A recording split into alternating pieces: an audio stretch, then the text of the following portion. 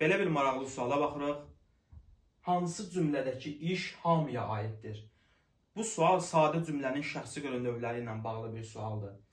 Və sadə cümlənin şəxsi görünövlərindən hansında iş hamıya aid olur? Əlbəttə ki, ümumi şəxsli cümlələrdə.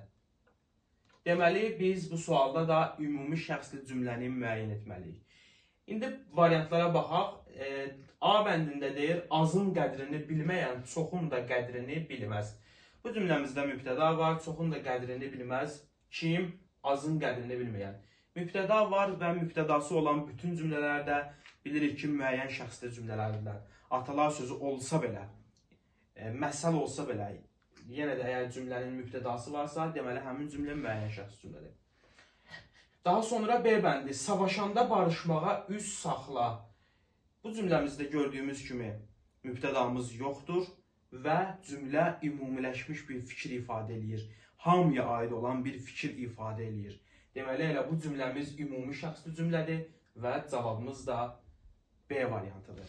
Cümlə ümumiləşmiş məzmun ifadə edir və cümlənin mübtədası da yoxdur ki, biz ona müəyyən şəxsli cümlə deyək və yaxud başqa bir nəsə. Cavabımız oldu B bəndi, amma yenə də digər variantlara baxaq. Zəmanə dəyişdikcə adamlar da dəyişirlər. Dəyişirlər kim? Adamlar. Cümləmizin mübtədası var, deməli müəyyən şəxsli cümlədir. İki güləşəndən biri basılar. Basılar kim?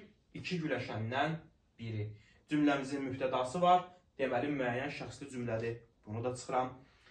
Ey öz-özünü bəyənmiş, qoy səni el bəyənsin.